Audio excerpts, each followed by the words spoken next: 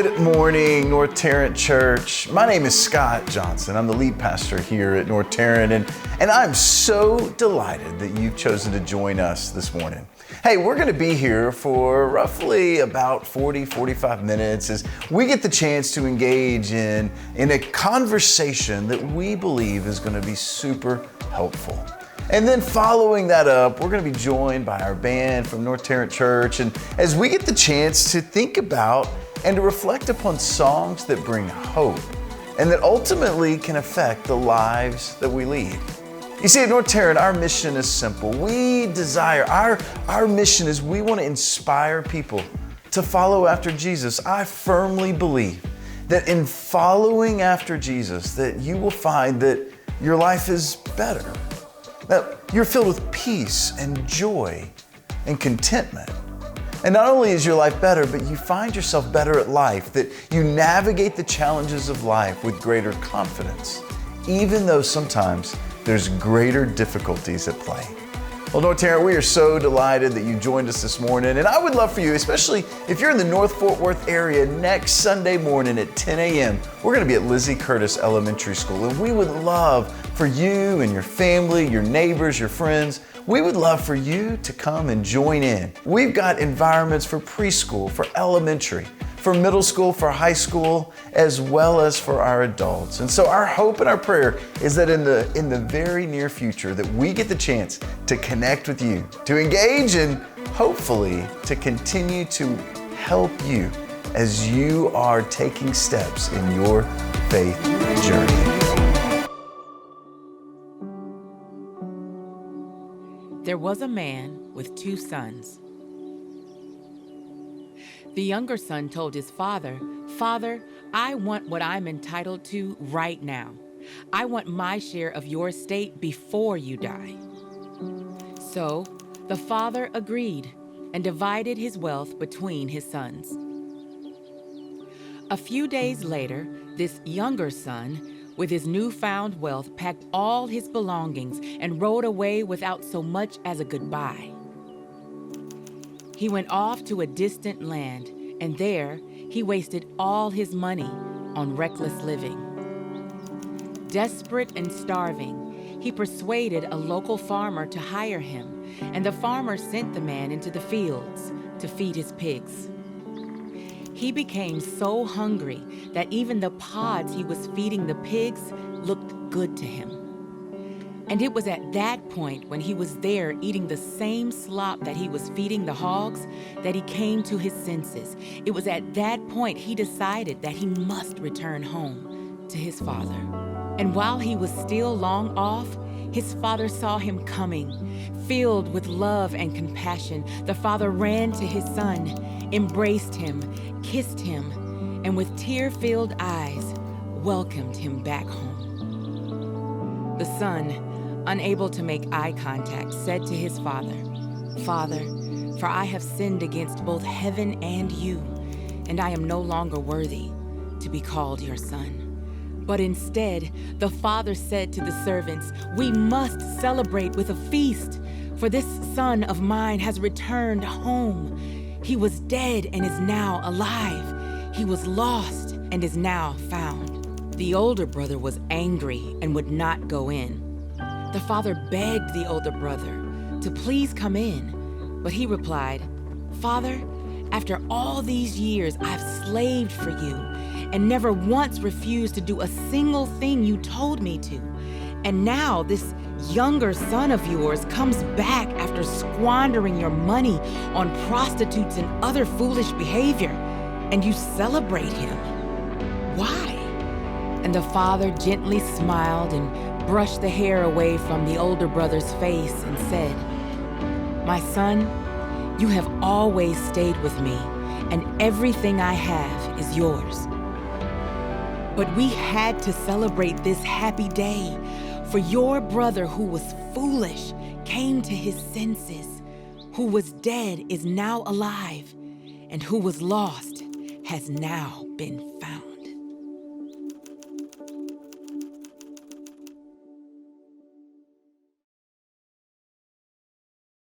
You know, you can hurt a lot of people You can hurt yourself, but you certainly can hurt the people around you with an incorrect view of God. If you have the wrong view of God, it's just a dangerous spot to be in.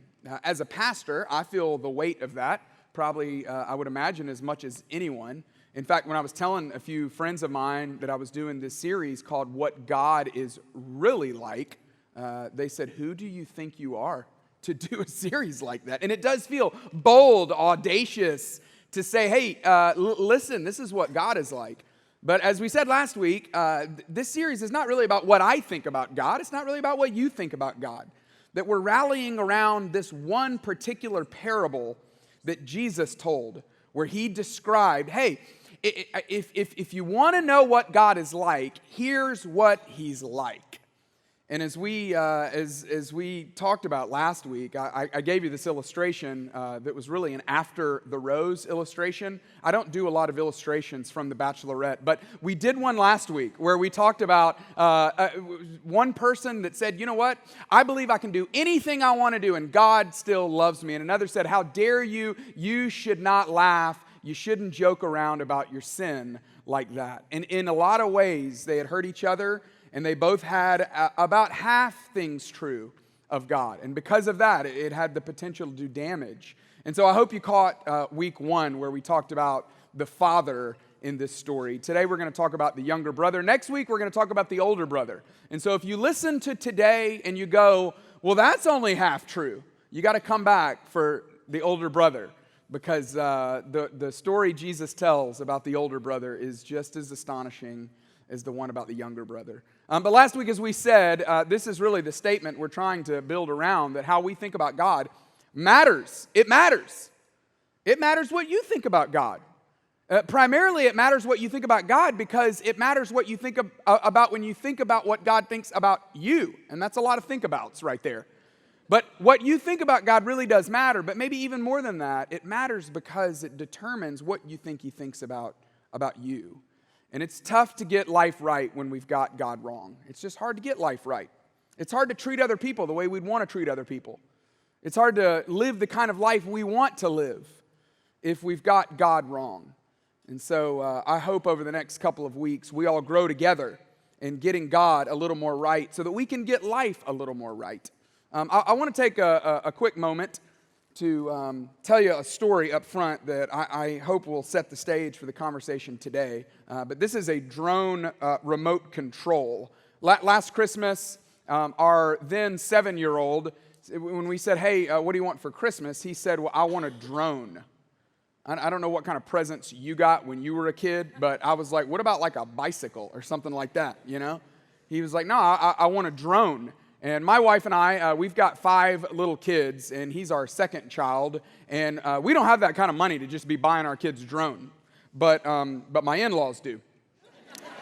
And so when they said, hey, what could we get your kids for Christmas? We said, well, Jake, our 7-year-old, he wants a drone. And they didn't bat an eye at it. They were like, oh, wow, this is going to be great. Maybe he's going to be a pilot or an astronaut or something like that. I was like, I'm hoping he'll pass 2nd grade, but that's cool too. So they got him a drone, and they came in town. They live in Texas, and so they came in town for the weekend before Christmas, and we celebrated Christmas with them and opened up all the presents. And so he opened it up, and he was so excited to get the drone. And so we go to the little the field next to the elementary school around the corner from our house, and that afternoon we go out to give it a little test drive, give it a spin, see what it'll do. And he went first because it was his present, despite the fact that all of his siblings wanted to go as well. And he starts flying it. And he was very cautious with it, appropriately careful. And he'd fly it up a couple feet, and then he was trying to work on his landing, and so it'd kind of slam into the ground. And so I said, hey, buddy, give me that thing. Let me give it a whirl. And so I decided I was going to take this thing and let it see what it would really do. I said, I've read the specs on this. This thing will supposedly go really high up in the air, like hundreds of yards up in the air. I said, watch this. So I flew the thing and got it up pretty high, and as it got a little higher, I started noticing that my depth perception was not as reliable as I was thinking it was going to be, because I would be moving the thing around, and I couldn't tell, am I bringing it closer to me or is it getting further away? I will also say, to my defense, there was a lot of wind that day. And so as it got up in the air, the wind started blowing it away. And the more I tried to control it, the less I felt like I was able to do. And eventually the thing started flying further and further away, which wouldn't have been that bad except for my son grabbing my pants, continuing to pull on them, going, "Dad, what are you doing?"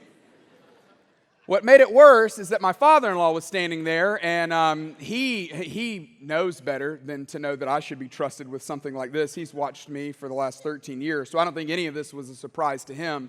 But the further it got away, the more I realized I don't really have as much control over this thing as I think I do. And within 30 seconds, this thing had crossed a line of trees, and we couldn't even see it anymore. To this day, I still don't know where it landed. So some of you gave your child a drone for Christmas last year without a remote control. I'd love to make an exchange with you, and I'll give you the remote for it.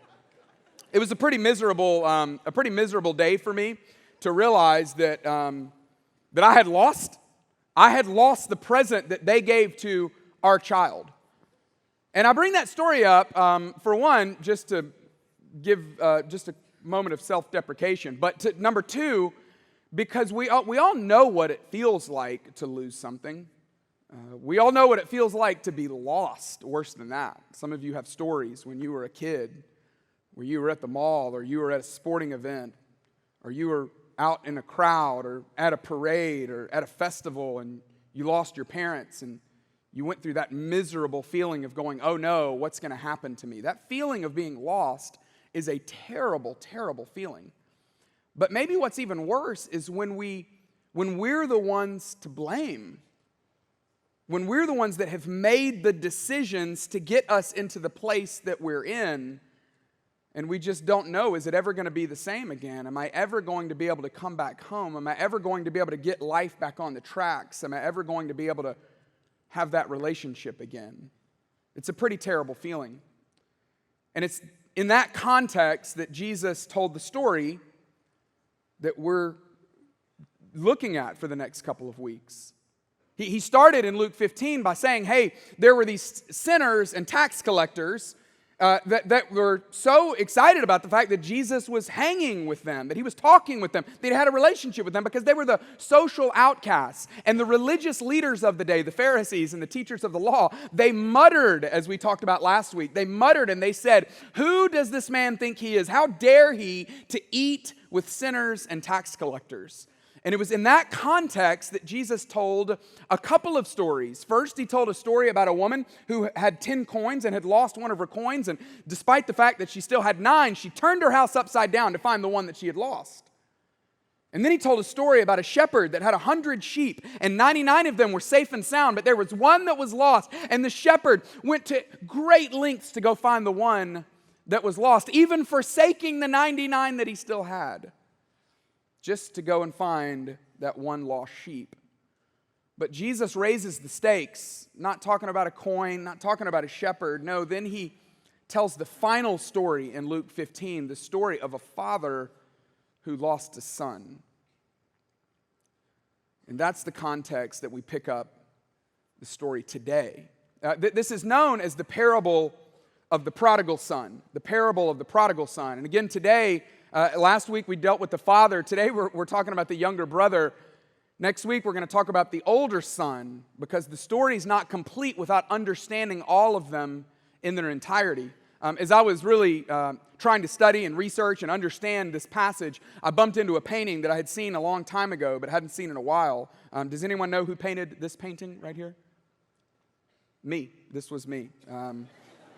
Just something I did on my... No, this was Rembrandt. I kind of thought more people would shout that out. I didn't know either, though, that this was a Rembrandt. But next time you see it, now you can go, "Oh, my goodness, a Rembrandt. I love Rembrandt." You just feel more sophisticated, more highbrow, pinky in the air, if you know what I'm talking about, if you know something like that. So this was titled The Return of the Lost Son, or The Return of the Prodigal Son. And he finished this painting, probably historians think about 2 years before he passed away in 1669. And there's so much emotion in this painting because there's so much emotion in the story. But a lot of people think that Rembrandt poured his heart, poured his soul into this work because of how personally he felt connected to the story that we're going to look at today. And so I thought I would just have this painting just sitting here on the screen in case you maybe lose interest in what I'm saying, then dive into the details of this painting because it's beautifully done. It's emotional by nature. You see the father, you see the younger son who's returned in the background, you see probably the mother. We see the older brother whose hands are crossed, and then this gentleman over here maybe is some kind of overseer or steward or financial advisor to the family. But an amazingly beautiful painting that just gives us a little bit of perspective of what this story is really all about. So here's the way the story goes. Luke 15, verse 11. Jesus continued after telling these two stories. He says, there was a man who had 2 sons. Now, I got to remind you, the point of this story is not that God is like a father who has this unconditional love for the younger brother. No, as we said last week, who is this message? Who is this parable directed toward?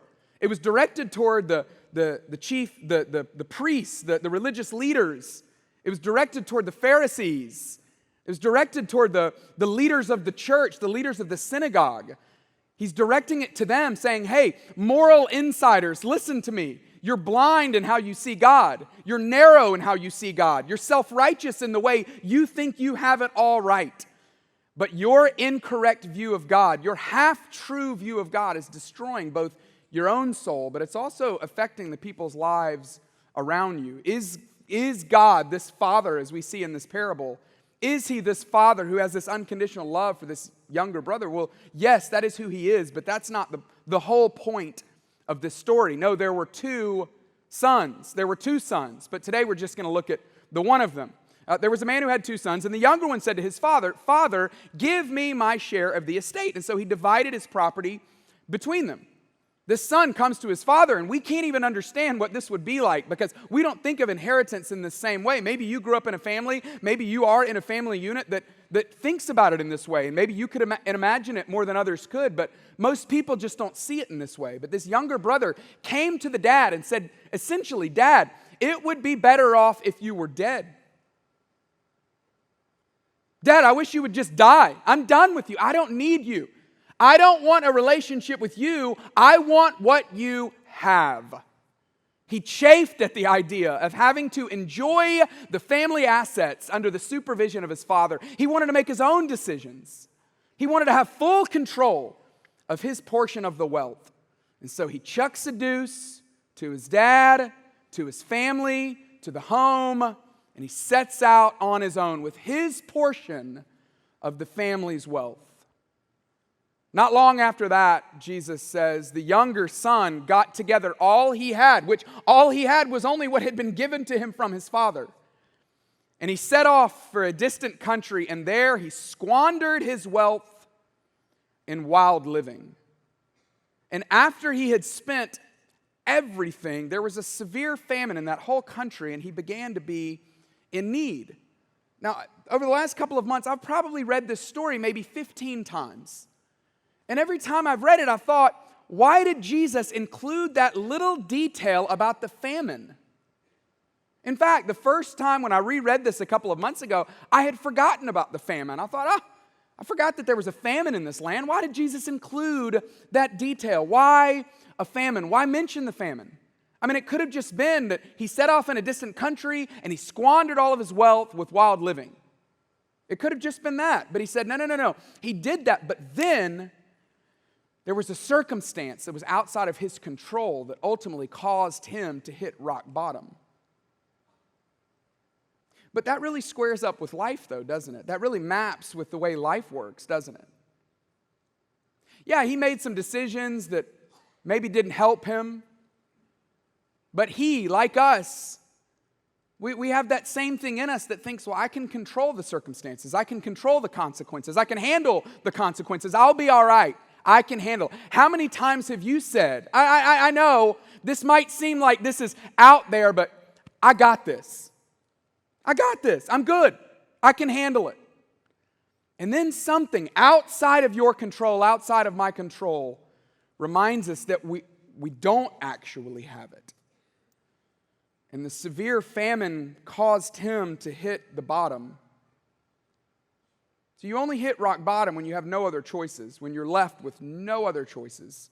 I called a friend of mine this week who runs an addiction recovery program, and I said, hey, I was thinking about you this week as I was studying this passage a little bit more. Tell me about rock bottom. He said, well, rock bottom only happens when you've got nowhere else to go. He said, if the people that come and see us have any other place to go, they would have. They only come to us when it's their last option. And so they're not exactly always wanting to rehabilitate. They're not exactly even at the point where they would admit they have a problem, but they have no other place to go. And that's where this younger son got because of the famine. And what's sad is that there's something about the supervision, the provision of the Father, that if he would have just stayed under his provision, stayed under his supervision, he didn't have to get there.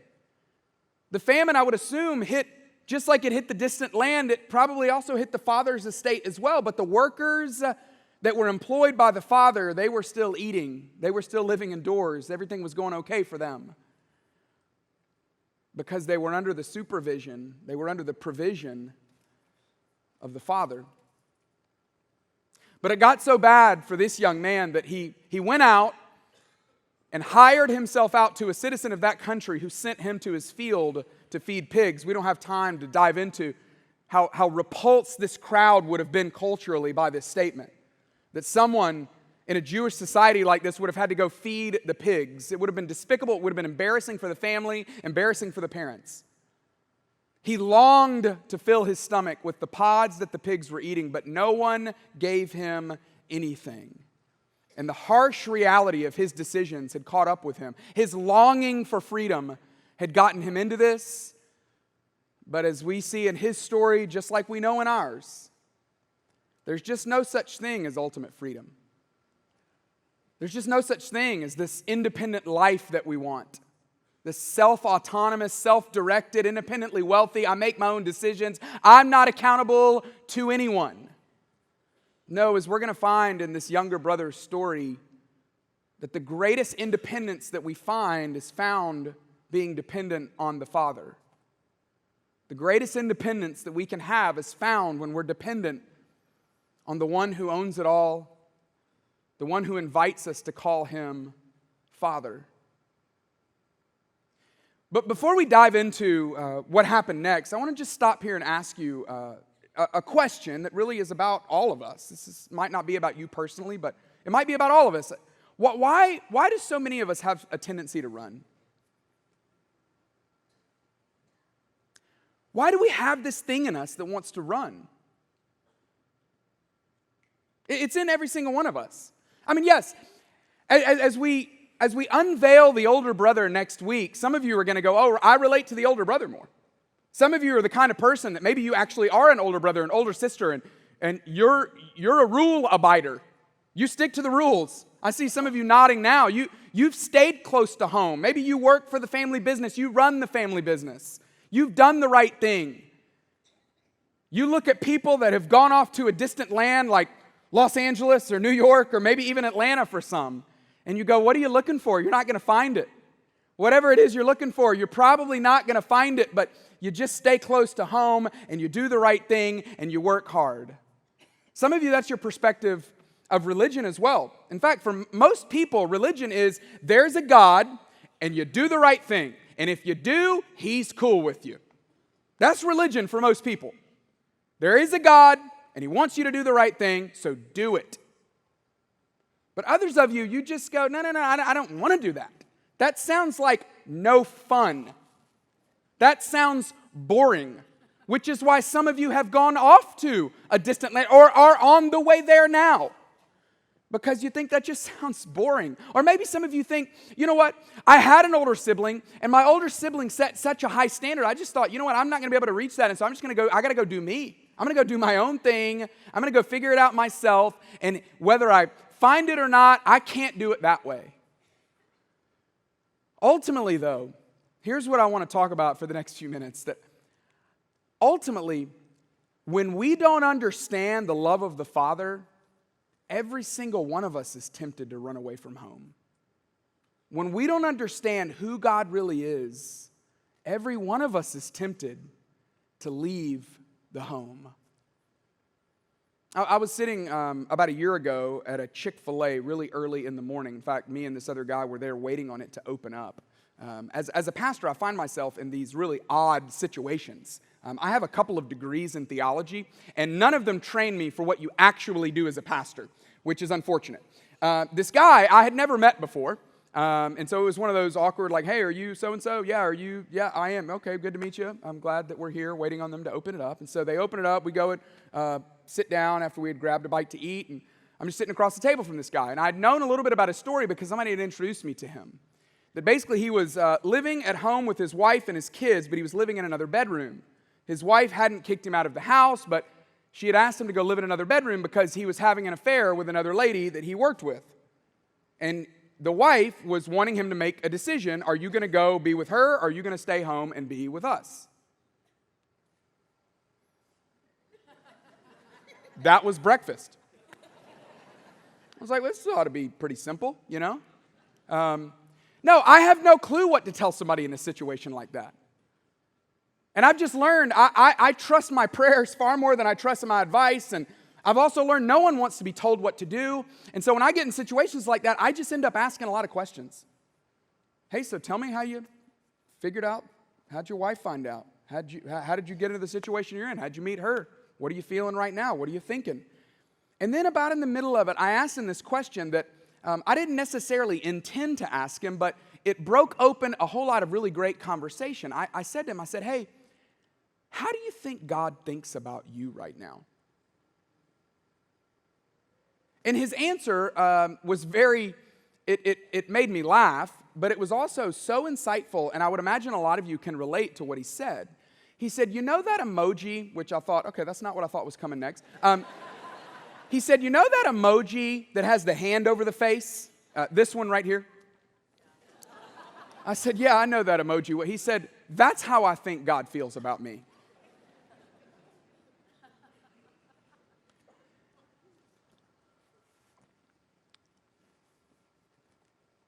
And it made me sad, honestly. I could understand why he feels that way, though. In fact, a lot of you are in church today because you're hoping God won't feel this way about you, and maybe you feel like he has. But this is so normal. So many people think this is the way God feels about me. That he's just going, oh, get it together. You moron. You know better than this. What are you doing? Everything's like, the sentence, comma, idiot.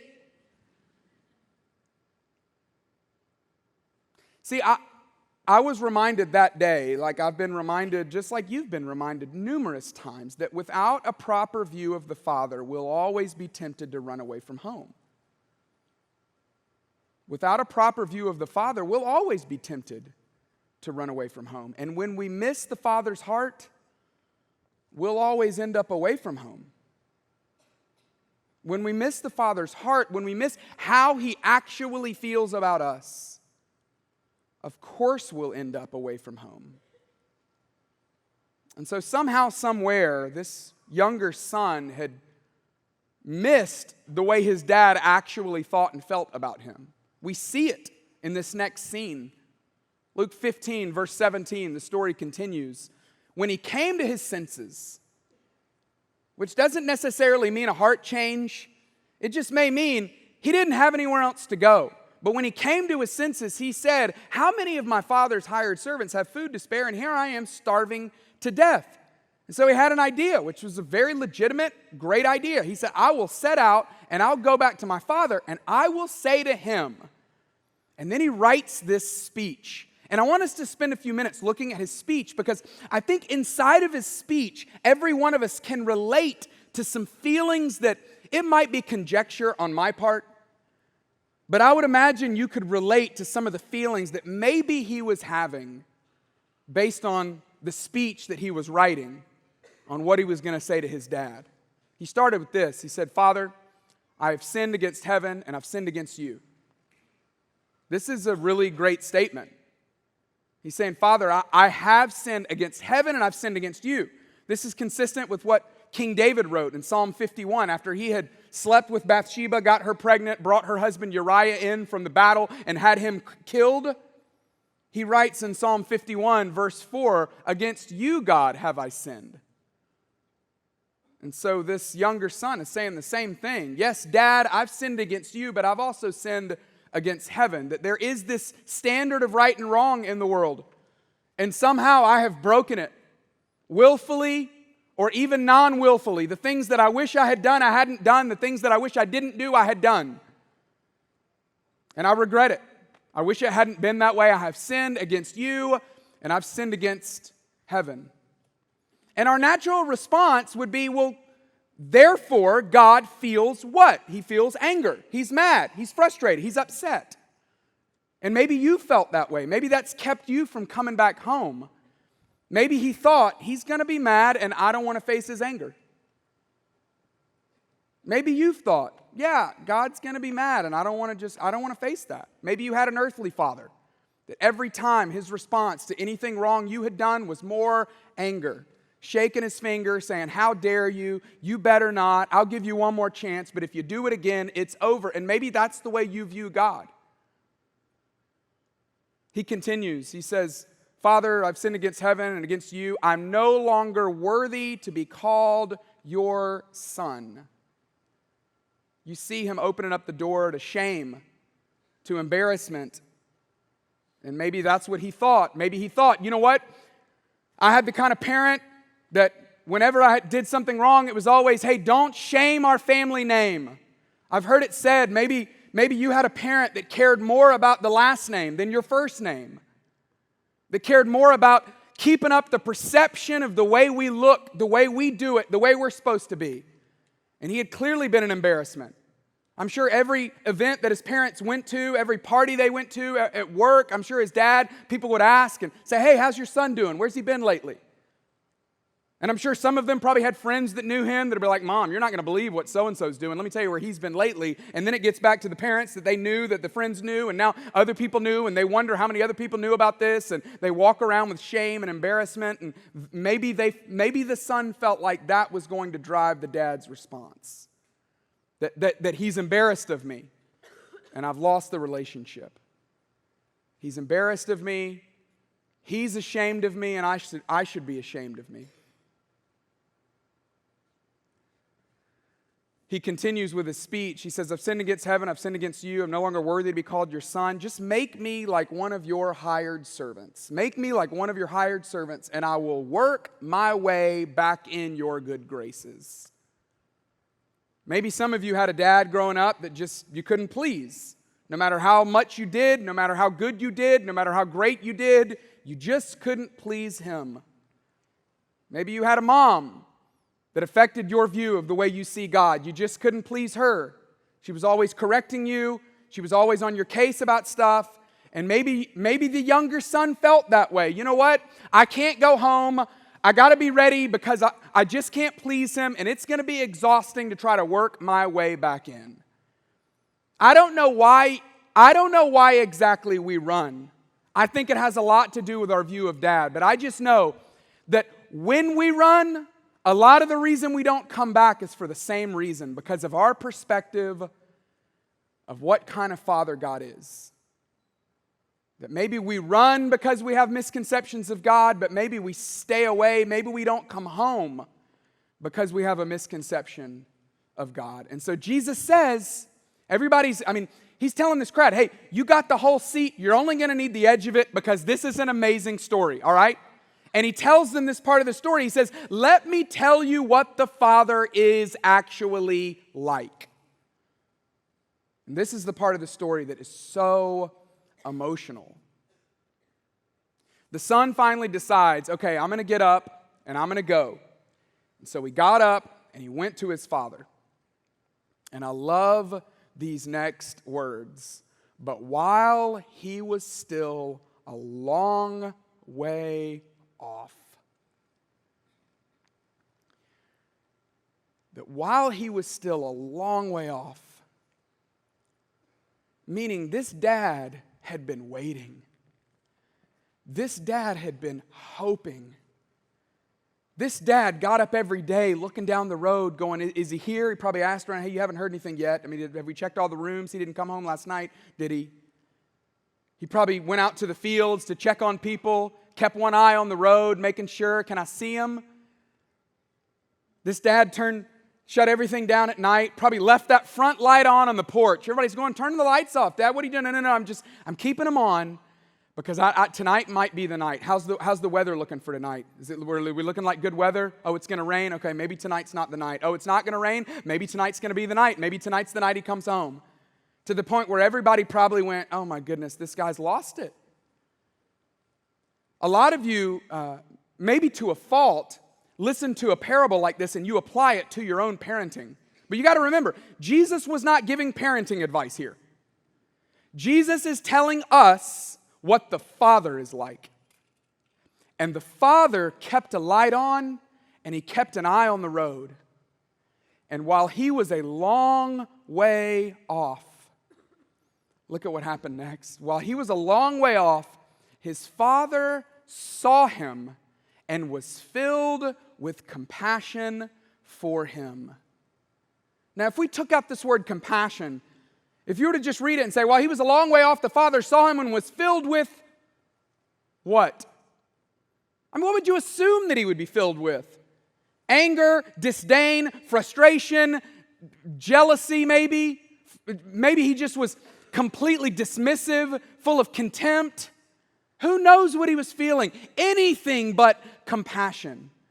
But he saw the son returning home to the father, and while he was a long way off, the father saw him and was filled with compassion for him, and then he did something that no one would do in this day.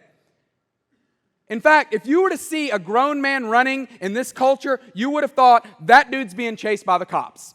That's the only reason why someone would have run in that day, especially not a grown man. But in this story, look at what happened. While he was still a long way off, his father saw him and was filled with compassion for him, and he ran to his son. Think about what he was wearing.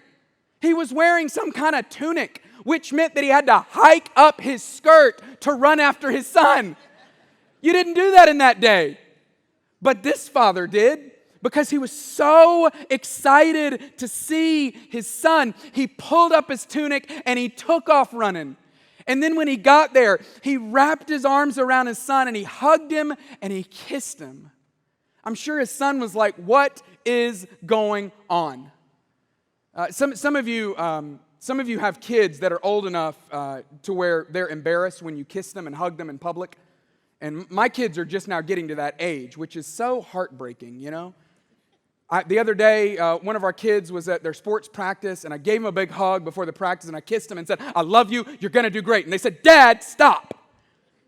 And I was like, okay, I won't do that anymore in front of your friends, but when your friends aren't around, I'm going to hug you and kiss you as much as I can because I want you to know how I feel about you. I'm not going to intentionally embarrass you, but if they happen to see, I just want to apologize up front. I can't contain my love for you. And that's the way this father said. He ran after the son and he wrapped his arms around him and he kissed him. And the son was probably thinking, oh my goodness, this is awkward. I better jump into my speech. And so he did. He's like, whoa, Dad. The son said to him, Father, I have sinned against heaven and against you, and I'm no longer worthy to be called your son. It should have said ... because he wasn't done. And the father didn't even let him finish his speech. But the father said to all of his servants, quick, bring the best robe, put it on him. Bring a ring, put it on his finger. Bring the sandals and put it on his feet. Put the robe around him to let him know he's under our provision again. Put the ring on his finger to let him know he's still part of the family. And put the sandals on him because his feet were probably disgusting from the trip. And then he said, and bring that fattened calf that we've been holding for this special, most amazing occasion. And let's kill the fattened calf and let's have a feast and let's celebrate. Why? Why are we celebrating? You haven't even heard where he's been, what he's done. He's got to work his way back in. If you think this dad is crazy, you're going to love the older brother, and you can't miss next week. Because the older brother, a lot of you read the story and you're like, there aren't any sane people in this story except this older brother. And some of you can really relate to him, and you cannot miss it next week. Because we're going to talk about the only rational one in the story that was like, this is a little absurd. So if you feel that way, next week's for you. Why was he throwing a party? Why was he so excited? Because this son, the son of mine, this son of mine was dead and now he's alive. He was lost and now he's found. And so they began to celebrate. They threw the biggest party you could imagine. When I lost this drone, it was embarrassing enough. It was hard enough to, feel like such a lousy father. But what made me feel even worse is that the next, maybe 2 days later, I was up in the middle of the night thinking about it, going, how does this thing not have like a GPS thing, or does it not have a way to locate it? And so I went and found the instruction manual, and I started reading through the instruction manual, which actually would have been very convenient to do before I tried to fly the drone. And when I read the instruction manual, they talked about a button on the remote that they called the home button. And they said, all you have to do, if the thing ever gets lost, just press the home button and it'll come right back to the remote. Some of you are thinking, well, why didn't you do that, idiot? Well, because it was already dead. The battery's already dead. It was too late, all right? Plus, my in-laws had already bought our son a new one anyway. So anyway, that's a whole different deal. But when I read that, I'm not trying to tell you like, oh, the voice of God spoke to me through that instruction manual, because I don't know that God would even work that way. But I remember thinking, that is such a beautiful picture, though, of the way life works, that there's a home button. There's a home button. That at any point, at any time, whether you're one step out the door or whether you're all the way in the distant land thinking, man, ramen noodles would be amazing right now. Wherever you are, there's a home button. And all you have to do is push the home button. As simple as that is, as cliche as that might seem, the invitation that I would like to extend, the same invitation that this father extended to the son, is, would you just come back home? Would you understand the love of the Father? Would you allow yourself to experience the beauty of the love of the Father and just know that you're welcome to come back home? See, a lot of you are out in a distant land. A lot of you are out there. You're in a season of life, and maybe you're thinking, I can't even believe I'm here today, and did he know, and did they design this way? We had no clue. I'm just walking through the passage. But some of you are there right now, and you're thinking, I don't even know, will he love me? He loves you. He never stopped loving you. He never will. Will he welcome me back home? He's already getting the party ready. In fact, he's paid for the party. Some of you, though, you're just one step out the door, and you can kind of see down the road, and you can already see kind of where this is headed. How amazing would the story have been if there was a son who came to a father and said, Dad, I want all the possessions that are going to be mine when you die. And the dad says, hurts my feelings, son, but I'll do it, and gave him the money. And the son took about 5 steps out the door and realized, this is kind of silly. I'm just going to go back home. That would have been an amazing story. And for some of you, that can be your story today. Because when you see the Father for who he is, there's no reason not to move toward him. When you see him for who he is, that he is the provider, that he is a defender, that he is a father to the fatherless, that he is ultimately kind and gracious and full of mercy and full of love and full of justice, yes. But this is what's amazing, is that the only character that's missing from the story is the true older brother. There's an older brother in this story that's kind of the invisible behind the scenes. He's actually the one telling the story. See, Jesus did what a true older brother should have done, and Jesus went out looking for those of us who were lost. And when he When he found us, he paid our way back. And he sacrificed himself on a cross so that we could have a relationship with the Father. And so today I just want to invite you, would you come back home? And I don't know what it looks like for you to come back home. Maybe it means just having a conversation with God. Maybe it means you need to turn around from the way you're headed. Maybe it means you need to tell somebody that you're headed in the wrong direction. But the invitation today is, would you come back home? Would you come back home? I'd love it if you would just close your eyes and bow your head. And sometimes there's moments in life where you need to actually do something physical to remind yourself of what is really true in your heart. And so as bold or maybe as courageous as this is, nobody's looking around any of our buildings. Would you be willing to say, hey, if you would like to accept the invitation to come back home, would you just raise your hand? Would you just put your hand in the air and say, this is me. I need to come back home. You might not be off in a distant land, but maybe you're headed there. And maybe you kind of know it and you don't like it and you wish it were different. But would you just hold your hand up in the air?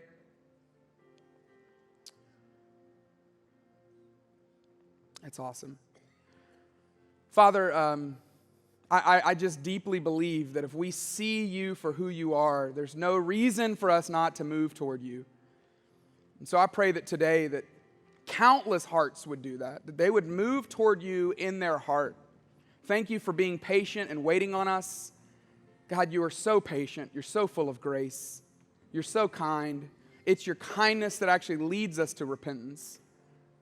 And so I pray today that every single heart that feels like they've taken a step outside of the home, that they would be willing to turn around and say, it's just better with the Father. It's just better with the Father. It's just better with the Father. God, thank you for Jesus. Thank you for the sacrifice he made so that we could be whole again, so that we could be in a relationship with you. That distance that we feel is just the difference between who you really are and the way we see you. So I pray that today that you would close that distance with your grace and with your love as we turn around toward you. We pray all this in Jesus' name.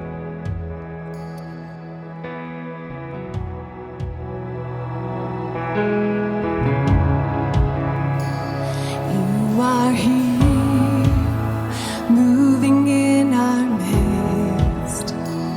I worship you. I worship you. You are here, working in this place. I worship you. I worship you. You are here, moving in our midst. I worship you. I worship you. You are here, working in this place.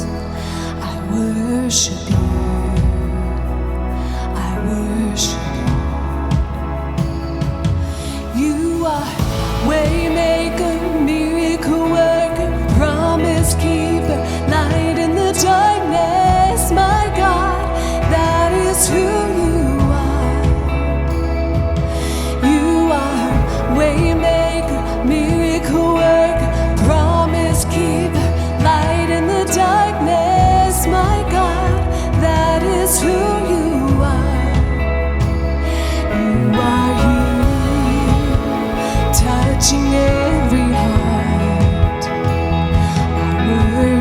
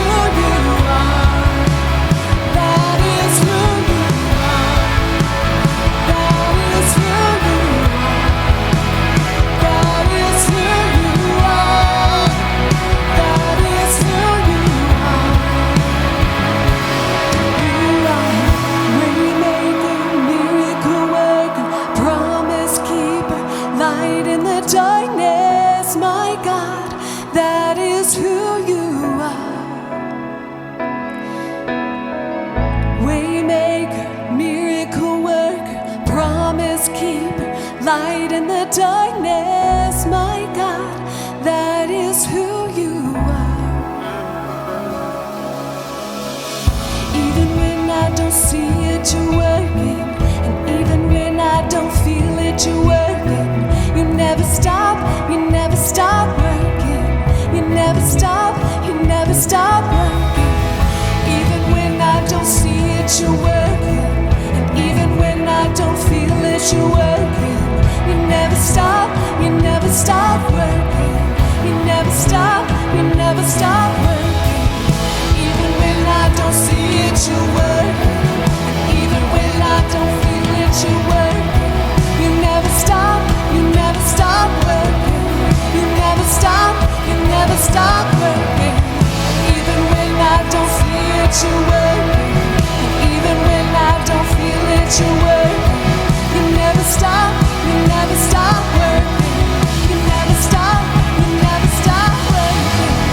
Waymaker, miracle worker, promise keeper, light in the darkness, my God, that is who you are. You are waymaker, miracle worker, promise keeper, light in the darkness, my God, that is who you are. That is who you are. That is who you are. That is who you are. That is who you are. That is who you are. That is who you are. That is who you are. That is who you are. Jesus. Waymaker, miracle worker, promise keeper, light in the darkness, my God, that is who you are. One more time. You are waymaker, miracle worker, promise keeper, light in the darkness, my God, that is who